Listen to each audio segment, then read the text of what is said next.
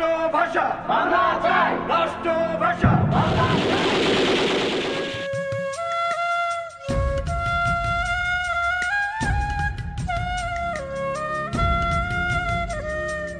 সবাইকে স্বাগত জানাচ্ছি কথা প্রকাশ নিবেদিত মেলার মাঠে মুখোমুখিতে। এই আয়োজনে আমরা মেলার গুরুত্বপূর্ণ বই নিয়ে গুরুত্বপূর্ণ লেখকের সাথে আলাপ করি।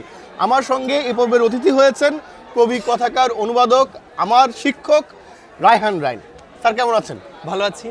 আমার হাতে তো স্যারের নতুন উপন্যাস একটি বিষণ্ণ রাইফেল। স্যার এই বইটা প্রেক্ষাপট বা প্লটটা যদি আমরা জানি স্যার আগে। প্লটটা বলতে উপন্যাসের হয়তো হাড় কঙ্কালটা বলা যায়, যে ভেতরে আসলে কি বিষয় আছে এটা বলা যায়, কিন্তু এটার তো আসলে অনেক ডালপালা আছে। আমি জাস্ট মূল বিষয় যেটা বলবো যে সেটা একটা রেজিম, জবরদস্তিমূলক একটা শাসন ব্যবস্থার মধ্যে একজন সাংবাদিক যখন তার নিজের স্বাধীনতা রিক্লেইম করে, তারপর যে পরিস্থিতিগুলো তৈরি হতে থাকে সেগুলো নিয়ে এই উপন্যাস। ভয়ঙ্কর স্যার, আমি না নাকি মনে তো হচ্ছে এটা আমার জন্য সাংবাদিকদের শুধু না, সাংবাদিক এবং যারা মুক্তভাবে কথা বলেন বলতে চেয়েছেন একটা শাসন ব্যবস্থার মধ্যে একটা ভয়ঙ্কর পীড়নমূলক একটা সময়ে যখন এই সাংবাদিক যখন কথা বলতে যায়, সে হঠাৎ অ্যাবডাক্টেড হয়, মানে তাকে তুলে নেওয়া হয়, নির্যাতন করা হয়, দ্বিতীয় দফা আরেকবার নেওয়া হয়। এরপরও সে যখন কথা বলতে শুরু করে তখন অদ্ভুত ব্যাপার ঘটতে থাকে। অদ্ভুত ব্যাপার বলতে যে তার বাসায় লোকজন আসতে থাকে, নজরদারি চলতে থাকে, সে বুঝতে পারে যে সে একটা বিপদের মধ্যে আছে। এবং এই যে আকস্মিকভাবে তার যে জীবনের যে পরিবর্তন হওয়াটা শুরু হয়, এটা কিন্তু উপন্যাসের ন্যারেটিভের মধ্যে আছে। উপন্যাস পড়তে গিয়ে দেখা যাবে যে প্রতি অধ্যায়ের পরে কি ঘটছে এটা পাঠক আন্দাজ করতে পারছে না। ইনফ্যাক্ট আমি যখন লিখি তখনও আমি আন্দাজ করতে পারিনি, কারণ আমি এটা একদম প্লট ধরে, মানে থিমের বাইরে যে একটা গল্পের যে কাঠামো, এটা আমার মাথায় ছিল। আমার বহুবার মনে হয়েছে যে এই উপন্যাসের যে প্রধান চরিত্র সে মারা যাবে, নিশ্চিতভাবে মারা যাবে। এবং প্রথম যখন বছর দুয়েক আগে কোনো একটা ঈদ সংখ্যায় অর্ধেকটা বেরিয়েছিল তখন সে মারাই গেছে। কিন্তু আমার পরে মনে হলো যে এটা আসলে মরবে না, কারণ সে যখন বোঝে যে আমাকে মেরে ফেলা হবে তখন সে সর্বোচ্চ চেষ্টা করবে নিজেকে বাঁচাতে। এবং বাঁচানোর চেষ্টা করতে গিয়ে ইতিমধ্যেই এই মানে রাষ্ট্রের লোকদের সাথে তার মানে সাক্ষাৎ, অনেক খেলা শুরু হয়, মানে আক্ষরিক অর্থেই খেলা শুরু হয়। তো এই খেলাগুলো যখন চলে তখন সেও বাঁচার চেষ্টা করে, মানে খেলাটা আসলে বাঁচা এবং মরার। মানে আমার মনে পড়ে যাচ্ছে সাম্প্রতিক অনেক কিছু, কিছুর একটা ইশারা বোধহয় এই উপন্যাসে আছে। আমি আর বেশি শুনতে চাই না, কারণ আমি চাই যে পাঠকরা এই বইটা পড়ুক। এবং এইটার ছাড়া অন্যান্য কি বই আসলে এই মেলায়? এই মেলায় উপন্যাসের বাইরে গল্পের একটা সংকলন আসতেছে। এটা আসবে ঐতিহ্য থেকে, প্রিয় 15 একটা বই। এটা অনেকেই এই সিরিজটা করছেন। এখানে আমার যে এ পর্যন্ত যে বইগুলো বেরিয়েছে সেখান থেকে বেশিরভাগ আর অপ্রকাশিত কিছু গল্প নিয়ে, অপ্রকাশিত মানে অগ্রন্থিত কিছু গল্প নিয়ে 15টা গল্পের একটা সংকলন। এই সংকলনটা নিশ্চয়ই মানে পাঠক পছন্দ করবে আমার ধারণা। মানে কবিতা, কথা সাহিত্য, অনুবাদ, প্রবন্ধ, দর্শনের শিক্ষকতা, একই অঙ্গে অনেক রূপ আপনার। আপনি আসলে কে? লেখক এবং একই সঙ্গে শিক্ষক, মানে দুটো কাজ আসলে আমার একসঙ্গে অদ্বৈত অবস্থা বলা যেতে পারে, মানে কিংবা আরও মানে বহুত্বের মধ্যে একটা ঐক্য নিশ্চয়ই আছে। যে আমার আসলে অনেকগুলো কাজ, অনেক ধরনের কাজ, কিন্তু ওই অনেক ধরনের কাজের মধ্যেই আমাকে খুঁজে পাওয়া যাবে, কারণ আসলে বৈচিত্র্যের ভেতরে ঐক্যের যে জায়গাটা, সেটাকে আমি আলাদা করে ক্যাটাগরাইজ করতে পারবো না। সেটা করলে কিন্তু ওই শ্রেণী বিভ্রান্তি হবে, যে আমি বন খুঁজতে গিয়ে গাছ পাচ্ছি কিন্তু বন কোথাও পাচ্ছি না। কিন্তু কাজেরও একটা কথা আছে, আমি যেখানেই যাই দেখি সবার আগে কবি বসে আছে। আচ্ছা, ওইটা যদি ওইটা বলা যেতে পারে, কারণ হচ্ছে শিল্পের আসলে গোড়ার জায়গাটাই হচ্ছে কবিতা। সেলিম আল দীন কথাটা বলতেন যে শিল্পের ভাষা হচ্ছে কবিতা। ফলে শিল্পের যে দিকটাই যিনিই কাজ করুন না কেন, ভেতরে তার কবিই বসে থাকে। মানে কবিতা সমাজ ভেঙে সমাজ গড়ে দিতে পারে, তৈরি করতে পারে অভ্যুত্থান। কিভাবে বলবেন? কবিতা, হ্যাঁ, মানে লিরিক্যাল প্রোটেস্ট বলে একটা ব্যাপার আছে। এই প্রোটেস্টটা হচ্ছে মানে সত্যের তো একটা চোখ আছে, এবং কবি যদি সত্যদ্রষ্টা হন তাহলে ওই সত্যটা দেখতে পান, ফলে তার প্রোটেস্টের জায়গাটা ওই রকম। স্যার, লেখালেখিতে আপনার যাত্রাটা কিভাবে শুরু হয়েছিল? কবে ভাবলেন কবিতা লিখবেন, কথা সাহিত্য করবেন, অনুবাদও করবেন? কবিতা লিখতে লিখতে কথা সাহিত্যের জায়গাটা তৈরি হয়েছে, মানে কথা সাহিত্য যখন স্বচ্ছন্দ বোধ করেছি, যখন প্রথম গল্প লিখি সেটাও কারো আহ্বানেই লিখেছিলাম। নিসর্গে একটা গল্প লিখেছিলাম। নিসর্গে প্রথম যখন গল্প লিখি, আমার প্রথম গল্পটা নিসর্গেই বেরোয়। তার আগে আমার রাজশাহীতে কলেজে পড়াকালীন একটা লেখা ছাপা হয়েছিল, কিন্তু ওইটা ঠিক ওই অর্থে মানে বলবো না যে কোনো অপরিণত লেখা, কিন্তু গ্রন্থিত গল্পের মধ্যে প্রথম আমি আসলে লিখি যখন, সেটা সেকেন্ড ইয়ার থার্ড ইয়ারে পড়ি তখন। স্যার লিখবেন এটা তো একটা সিদ্ধান্ত ছিল এক সময়, কিন্তু ধরেন এই জনরা ভেবে লিখবেন সেইটা এরকম সিদ্ধান্ত আর হয় না, প্রয়োজনেই হয়েছে। আমি দর্শন বিষয়ে লিখছি কারণ আমি দর্শন পড়াই।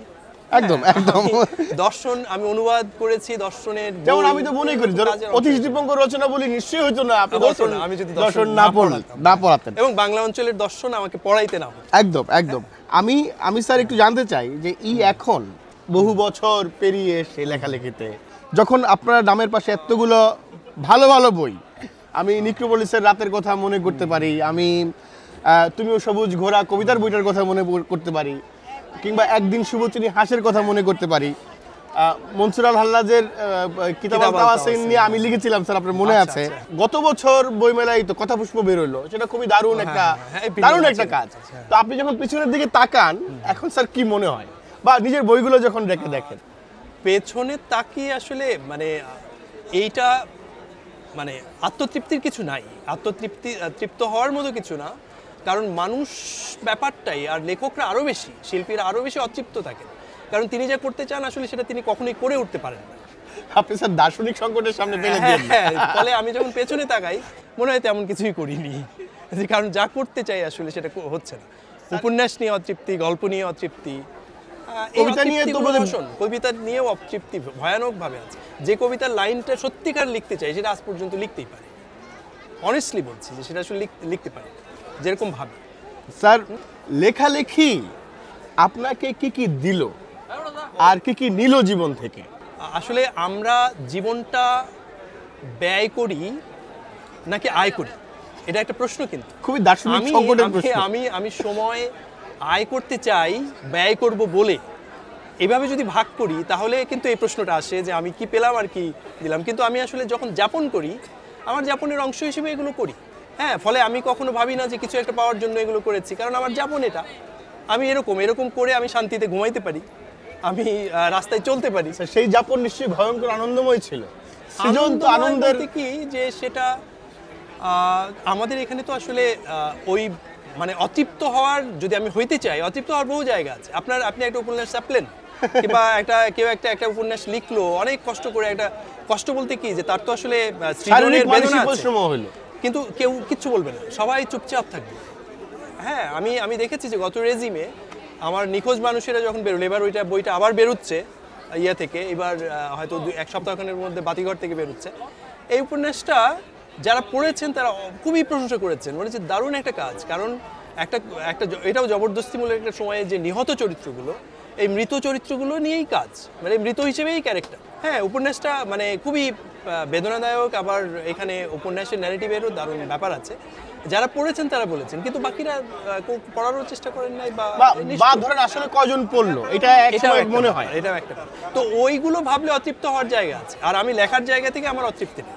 আমি জানি আপনি সবসময় অন্যায়ের বিরুদ্ধে খুব সোচ্চার একজন মানুষ, সবসময় শিক্ষার্থীদের অধিকারের পাশে আপনি দাঁড়িয়েছেন, ছিলেন। সাম্প্রতিক সময়ে যেই অভ্যুত্থান আসলে আমরা দেখেছি, স্বৈরাচার পতনের আন্দোলন আমরা দেখেছি, এই আন্দোলনে আপনি প্রত্যক্ষ অংশগ্রহণ করেছেন।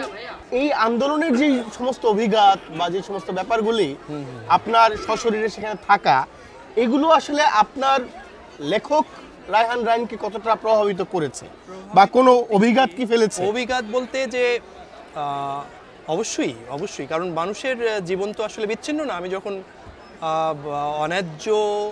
অন্যায্যতার বিরুদ্ধে কথা বলি, সন্ত্রাস, নিপীড়ন, বৈষম্যের বিরুদ্ধে কথা বলি, তখন তো এটা আসলে একই সত্তাই তো আমার, মানে যে সত্তা লেখে। আমি উপন্যাসটা শুরু করেছিলাম তো 5-7 বছর আগে, কিন্তু গত জুলাইতে অভ্যুত্থানেরও আগে, জুনেরও আগে, মেয়ের শেষ দিকে আমি কাশ্মীরে যখন যাই, তখন উপন্যাসে একটা মিছিল শুরু হয়। হ্যাঁ, আমি জানতাম না যে এই মিছিলটা একটা অভ্যুত্থানের দিকে যাচ্ছে। ফলে আমি যখন আন্দোলনের ভিতরে ঢুকলাম, সেই অভিজ্ঞতাগুলো তো লেখায় প্রভাব ফেলেছেই। ফেলবেই, মানে এগুলোকে আমার কাছে বিচ্ছিন্ন কিছু মনে হয়। গল্পের বই আছে আপনার, কবিতা ও কথা সাহিত্যের মধ্যে উপন্যাস আছে আপনার, আপনি তো কবি, ফলে কবিতার অনুবাদও করেছেন আপনি, অনেক কবিতার অনুবাদ করেছি। ফলে আমি জানতে চাই যে সৃষ্টিশীল মানুষটা রায়হান রায়ন, তার মধ্যে এই কোনো জনরার প্রতি বিশেষ প্রীতি আছে কিনা বা দ্বন্দ্ব তৈরি হয় কিনা? বলতে দ্বন্দ্ব না, কারণ আমি যখন এই ছোট ছোট গল্পগুলো যে কয়েকটি সাদা কাঠগোলাপ লিখছিলাম, আমার কাছে মনে হয়েছে যে এই গল্পগুলো কবিতার খুব কাছে, খুব কাছে বলতে যে এগুলো কবিতা হিসেবেও আমরা পাঠ করতে পারি। অক্টাভিও পাজের অনেক কবিতাই আছে যেগুলো গল্প হিসেবে পাঠ করে, আবার গল্প আছে যেগুলো কবিতা হিসেবে পাঠ, মানে জনরার একদমই সীমানা ঘেঁষে। এবং উপন্যাসের ক্ষেত্রে যেটা হয় যে কোনো না কোনোভাবে কাব্যের অভিজ্ঞতাটা, মানে আমি বলবো যে সেটা হয়তো পোয়েটিক রিয়ালিজম হিসেবে এটা উপন্যাসেও থাকে। একজন উপন্যাসিক যখন উপন্যাস লেখেন পাশাপাশি কবিতা লেখেন, তখন কোথাও না কোথাও তার কাব্যের জায়গাটা থাকবে। স্যার, মানে বাংলাদেশের কবিতার রাজনীতি, দলাদলি, গোষ্ঠীবদ্ধতা, এইসবকে আপনি স্যার কিভাবে দেখেন? এগুলো আসলে না, কবিতার ক্ষেত্রে যেটা হয় যে সত্যিকারের কবি নির্জনেই লেখেন, নির্জনেই থাকেন। হ্যাঁ, যারা আবিষ্কৃত হওয়ার বা ধরেন ক্যাম্পেইনের তো মামলা থাকে, এখানে তো এটা আছে, এখানে তো সাইলেন্সের ব্যাপারটা ব্যাপকভাবে আছে। আমাদের এখানে আমরা সহসা কাউকে নিয়ে কথা বলতে ভয় পাই, মনে হয় কথা বললেই সবকিছু ভেঙে পড়বে, মানে কেউ কাউকে নিয়ে কথা বলবে না যদি অনিবার্য না হয়, এবং অনিবার্য হইলে তখন তার পেছনে সবাই লেগে পড়ে। মানে এই যে মবটা যে আজকে যে কাজ করছে আমাদের রাজনীতিতে, এটা কিন্তু আমাদের ভেতরে আছে, কারণ সাহিত্য সংস্কৃতিতেও মব আছে। আপনি দেখবেন যে মানে এরকম একটা মানে মব ধরে একজন লেখকের পেছনে ছুটছে। কিন্তু স্যার, আমার একটা প্রশ্ন হলো যে ন্যূনতম শিক্ষিত, যে রুচিবান, তার পক্ষে কি এই মবের পক্ষে দাঁড়ানো সম্ভব? না, সে তো নয়। না, মব অনেক সময় সত্যও বলতে পারে, কিন্তু মানে মবকে সবসময় নির্ভর করা যায় না। সত্য বলেই আমি কাউকে মেরে ফেললাম, না, আমি কোনো কিছু ধ্বংস করলাম, এটা তো হইতে পারে না। এবং অদ্ভুত ব্যাপার যে মবকে পুরো রাষ্ট্র ব্যবস্থাও মবকে মেনে নিচ্ছে। হ্যাঁ, মেনে নিচ্ছে। আমার ক্যাম্পাসে যখন বুঝলাম যে সে ক্রিমিনাল, কিন্তু তাকে আমি মেরে ফেলতে পারি না। একদম, আইন আমি নিজের হাতে কেন তুলে নেব? যখন শামীম মোল্লাকে মেরে ফেলা হলো, আমি লিখেছি, এবং আমি এখানে এই বিষয়টা নিয়ে আমি লিখবো একসময়। আমার ভেতরে এটা কাজ করেছে, কারণ আমি মনে করি না যে একটা স্বৈরাচারী ফ্যাসিস্ট সরকার যা করতো, আমি গণঅভ্যুত্থানের পরে আমি সেই কাজটা করি। একদম। আমাকে তো একটা মিনিমাম অর্গানিক ডাইমেনশনটাকে টিকিয়ে রাখতে হবে, যেটা ক্ষুণ্ণ করেছে বলেই হচ্ছে আমরা একটা রেজিমের বিরুদ্ধে দাঁড়িয়েছি। একদম। এবং এক ফ্যাসিস্টের হাত থেকে গিয়ে আমি আরেক ফ্যাসিস্টের হাতে তো পড়তে চাই না। না, ডেফিনেটলি নয়, সেটা আমাদেরকে মাথায় রাখতে হবে অবশ্যই। রায়হান স্যার, আপনার কবিতা জীবনে আপনার আগে কবিতা লেখা কাদের প্রভাব আছে বা বেশি বলে আপনি মনে করেন? আমার যেমন হচ্ছে আমাদের দেশের কবিদের মধ্যে অনেকেই, আমি প্রত্যেকের কাছ থেকেই মানে কবিতার অনুপ্রেরণা নেই। আমাদের ইমিডিয়েট আগে ছিলেন মাসুদ খান বা শান্তনু চৌধুরী, কিংবা মানে আমাদের সিনিয়র আরও কবি যারা আছেন, জুনিয়র আর মজনু শাহ আছেন, বা আমার বন্ধুরা যারা আছেন, মানে সবার কবিতাই আমি পড়ি। মানে এটা আমার একটা অভ্যাস, বা আমার এটা একটা যাপনের অংশ যে আমার সবার কবিতা আমাকে পড়তে হয়, আমি না পড়ে থাকতে পারি না, কারণ আমাকে খোঁজ রাখতে হয়, বা ফলে আমাকে সবার প্রভাবই আছে। আর বড় মানে বাইরের অন্য কবিদের মধ্যে অক্টাভিও পাজ যেমন আমার খুবই প্রিয়, আমি সবসময় পড়ি। নেরুদা আমি সবসময় পড়ি, এবং আরও ফরাসি কবিদের মধ্যে অনেকে আছেন যাদের কবিতা আমি সবসময় পড়ি। আপনার পর যারা কবিতা লিখতে এসেছেন, তাদের সৃষ্টির কোন ব্যাপারগুলি আপনাকে মুগ্ধ করে, কোন ব্যাপারগুলির আপনি সমালোচনা করতে চান? আমার যেমন কবিতার ক্ষেত্রে আমার যে চাওয়ার কিছু জায়গা আছে, যেমন আমি অদ্ভুত কিছু মেটাফোরের সামনে, রূপকের সামনে আমি মুগ্ধ হয়ে দাঁড়িয়ে থাকতে পারি অনেক সময়। হ্যাঁ, ফলে মানে দারুণ একটা মেটাফোর যখন কেউ লেখেন, তখন সেটা কিন্তু আমাকে আকৃষ্ট করে। কবিতার যে শুধু মেটাফোর বলবো না, কবিতার ভেতরে যখন একটা ভিশন থাকে, মনে হয় যেন আমাদের জীবনটা এইমাত্র আমার সামনে এসে হাজির হলো, এরকম একটা অনুভূতি কিন্তু হয় ভালো কবিতা পড়ার পরে। ফলে এই জায়গাগুলোর বাইরে যখন আমরা দেখি, যে যেমন অনেক সময় থাকে যে আমি স্রেফ একটা মানে বোঝা যায় যে কোন টেকনিকটা ব্যবহার করা হচ্ছে, যেগুলো ঠিক আমার পছন্দ নয়, আপনি যেটা বুঝে ফেলেন, যেটা আপনি বুঝে হ্যাঁ, ফেলতে যে এটা কেউ হয়তো কবিতায় এমন সব বিষয়বস্তু নিয়ে আসছে যে বিষয়গুলো যেন আলোচকদের কথা মাথায় রেখে রেখেছে যে এই কবিতা মানে আলোচকদের জন্য কিছু বিষয় তো থাকতে হবে, এগুলো ভালো নয়। মানে আর সত্যিকার অর্থে মানে প্রেডিক্টেবল কোনো কিছু আপনার পছন্দ না। বটেই বটেই। স্যার অনেক ধন্যবাদ। এই মানে আমরা অনেকগুলো বিষয় নিয়ে স্যার আলাপ করতে পারলাম।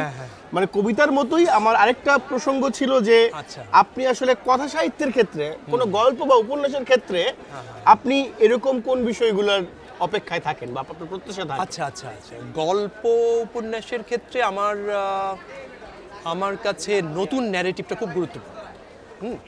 যে ন্যারেটিভ আমি যদি বুঝে ফেলি যে এই লেখক আসলে কি করতে চায়, মানে প্রথম লাইনেই যদি বুঝি যে মানে সে আসলে খুবই প্রেডিক্টেবল একটা জায়গায় যাচ্ছে, সেটা তো আমার কাছে আমি আশা করি না। ফলে ন্যারেটিভটা আমার কাছে খুব গুরুত্বপূর্ণ, যে ন্যারেটিভটা আমাকে শেষ পর্যন্ত টেনে নিতে বাধ্য করবে।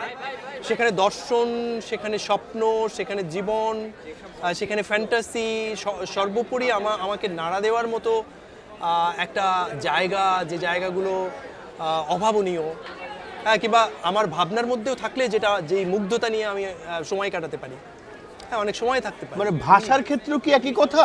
ভাষা বলতে কি, যে ভাষা মানে গুরুগম্ভীর ভাষা না। ভাষা বলতে আমি বলছি ন্যারেটিভ, সব মিলিয়ে, যে আমার বর্ণনার ভেতরে আমার পেসিংটা, আমার গতিটা, আমি কিভাবে ক্লাইম্যাক্সে যাচ্ছি, আমি কিভাবে ইনসাইট করছি, কিভাবে কনক্লুড করছি, সব কিছু মিলিয়ে তো একটা নির্মাণ। সেই নির্মাণটা তো আমার কাছে মানে অভাবনীয় হইতে হবে। স্যার আমরা একটা হাইপোথেটিক্যাল প্রশ্ন দিয়ে র্যাপিড ফায়ার রাউন্ডে যাব। র্যাপিড ফায়ার রাউন্ডের আগে হাইপোথেটিক্যাল প্রশ্নটা হলো, ধরা যাক আপনার কাছে টাইম মেশিন আছে, আপনি পৃথিবীর সময়খণ্ড যেখান থেকে শুরু হয়েছে তা থেকে গতকাল পর্যন্ত যে কোনো সময়ে যেতে পারবেন, যে কোনো একজন লেখকের সাথে যাদের লেখা আপনি পড়েছেন গিয়ে আপনি আড্ডা দিতে পারবেন। আচ্ছা আচ্ছা, বেশ বেশ বেশ। এবং যে কোনো একটা বিষয়ে আপনি আড্ডা দিবেন। আপনি কোন সময় কোন লেখকের সময়ে যাবেন, তার সাথে কি বিষয়ে আড্ডা দিবেন? আমি এই যে মানে আমার কাছে মনে হচ্ছিল যে আমি আসলে কোথায় যাব শুনতে শুনতে, যে আমার মনে হচ্ছিল যে প্রথমে মানে দুটো ভাবনা মাথায় এসছে। একটা হচ্ছে যে দশম শতকের কোনো মানে ইউরোপের কোনো চার্চে যেখানে স্পিনোজা কাজ করছে, এই ভাবনাটা যখন আমার মাথায় এসছে, পাশাপাশি মাথায় আসলো যে আমাদের এই অঞ্চলে সোমপুর বিহারে বসে কান্নুপা কাজ করছেন, তর্কজ্বালা নামে একটা লেখার অনুবাদ করছেন। পাশে বসে থাকতে পারলে কেমন হতো, যে কান্নুপা কাজ করছেন, হ্যাঁ, তর্কজ্বালা অনুবাদ করছেন, এবং যিনি নাগার্জুন সম্পর্কে জানেন, এই জগতের মিনিং জানেন, যে সব কিছুই হচ্ছে অ্যান্টি এসেনশিয়াল, এই নির্মাণের উপরে পলিটিক্স, এই নির্মাণের উপরে আমার শিল্প, সাহিত্য, সংস্কৃতি, হ্যাঁ, এর আসলে কোনো এসেন্স নাই, আমি এসেনশিয়ালাইজ করছি আমি নিজে, এই ব্যাপারগুলো যারা বুঝতেন অষ্টম শতকে এই বাংলা অঞ্চলে, তো তার সাথে সরাসরি আলাপ করতে পারার একটা ব্যাপার আছে। দারুণ। আর স্পিনোজার সাথে হয়তো আলাপ কি নিয়ে, স্পিনোজা তো তখন ছিলেন না, তখন হচ্ছে কি বলে যে আমি যে সময়টার কথা বলছি, তখন দ্য নেম অফ দ্য রোজের যে যেই চার্চের সেই কি বলবো যে যাজক, যিনি অ্যারিস্টটলের বই পড়া যাবে না, হ্যাঁ, কারণ প্লেটো অ্যারিস্টটলের বই পড়া এরা হচ্ছে ক্রিশ্চিয়ানিটিকে ভেঙে ফেলতেছে, হ্যাঁ, তো এই বিষয়গুলো ডিল করতেছে এবং ওই বইয়ের পৃষ্ঠায় বিষ মাখিয়ে রাখছে, হ্যাঁ, যাতে এই প্লেটো অ্যারিস্টটলের লেখা পড়ার সময় যখন জিভ দিয়ে পৃষ্ঠা মারা যায়, অর্থাৎ প্লেটো অ্যারিস্টটলের বই পড়ে ক্রিশ্চিয়ানিটিকে ইন্টারপ্রিট করতে না চায়, এই ব্যাপারগুলো নিশ্চয়ই তার সাথে বোঝাপড়া করা, মানে দুর্দান্ত ব্যাপার হতো। মানুষ যা চায় তার একদিন নিশ্চয়ই পায়। অতীতে টাইম মেশিন আবিষ্কার হয়ে যাক, স্যার আপনি নিশ্চয়ই যেতে পারবেন। স্যার আমরা র্যাপিড ফায়ার রাউন্ডে শুরু করি। র্যাপিড ফায়ার রাউন্ডে স্যার আমি একটা শব্দ বলবো, সেই শব্দ শুনে 3 সেকেন্ডের মধ্যে আপনার মাথায় যা আসে তাই বলবেন, বেশি সময় নেওয়া যাবে না। রায়হান রানের সঙ্গে র্যাপিড ফায়ার রাউন্ডের প্রথম শব্দ বটতলা। বটতলা হচ্ছে আনোয়ার ভাইয়ের চায়ের দোকান। কবিতা মানে হচ্ছে মেটাফোর। দর্শন ইউনিভার্স এবং দ্য ওয়ার্ল্ড। শৌনক হচ্ছে প্রশ্ন পুস্তক। সেলিম আলদিন হচ্ছে পোয়েটিক লিরিসিজম। রায়হানদা মাহবুব মোর্শেদ। গণ অভ্যুত্থান। সন্তান নিশ্চুপ মুখ। মা মানে হচ্ছে একটা গ্রাম। পিতৃত্ব বাবার অনুপস্থিতিটাই প্রধান। স্বাধীনতা মানে হচ্ছে সবজি ক্ষেতের ধারে চুপচাপ বসে থাকা। অধিকার মানে হচ্ছে কথা বলা। যৌনতা মানে হচ্ছে Paulo Coelho. Pain. Royalty royalty মানে হচ্ছে বঞ্চনা। দৃষ্টিভঙ্গি। আধুনিকতা। সাহিত্যের শক্তি। সাহিত্যের শক্তি হচ্ছে ট্রুথ। পুরস্কার। পুরস্কার মানে হচ্ছে যে লেখা ছেড়ে চৌরাস্তায় বেরিয়ে আসে। নদী। ধান ক্ষেত। গান। প্রাণ। প্রিয় কবিতার লাইন, এক লাইন। মানুষ নিকটে গেলে প্রকৃত সরে যায়। বাবা। একটা জং ধরা সাইকেল। রায়হান রাইন। এই যে আমি। লড়াই। স্লোগান। জাহাঙ্গীরনগর বিশ্ববিদ্যালয়। অনেক কিছু। জাহাঙ্গীরনগর সাংস্কৃতিক জোট। ছাত্র শিক্ষক কেন্দ্র। অনুবাদ। দোহাকোষ। মোহাম্মদ রফিক। গাউদিয়া। গণতন্ত্র। গণতন্ত্র মানে রাস্তা। প্রকৃতি। সে বিভূতিভূষণ।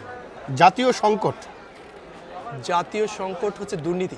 অধিকার। অধিকার হচ্ছে লড়াই। ক্ষমতা। ক্ষমতা মানে হচ্ছে প্রদর্শন। বদলাতে চাই। বদলাতে চাই দেশ সমাজ। যা বলতে চাই সবার জন্য জোরে। আমাদেরকে সারাক্ষণ সবসময় লড়াই করে ফ্যাসিজমের বিরুদ্ধে টিকে থাকতে হবে, দুর্নীতির বিরুদ্ধে টিকে থাকতে হবে, অধিকার নিয়ে বাঁচতে হলে কথা বলতে হবে, রাস্তায় নামতে হবে এবং রক্ত ঝরাতে হবে। অনেক ধন্যবাদ স্যার, আপনাদের সাথে কথা বলে আমাদের খুবই ভালো লাগলো। ওকে, তোমার সাথেও আড্ডা দিয়ে ভালো লাগলো। কথা প্রকাশ নিবেদিত মেলার মাঠে মুখোমুখিতে আমরা কথা বলছিলাম কবি, কথাকার, অনুবাদক, আমার শিক্ষক, দর্শনের শিক্ষক রায়হান রাইনের সঙ্গে। দেখা হচ্ছে অন্য কোনো একজন লেখককে সাথে নিয়ে এই আয়োজনের পরের পর্বে। সবাইকে অনেক ধন্যবাদ।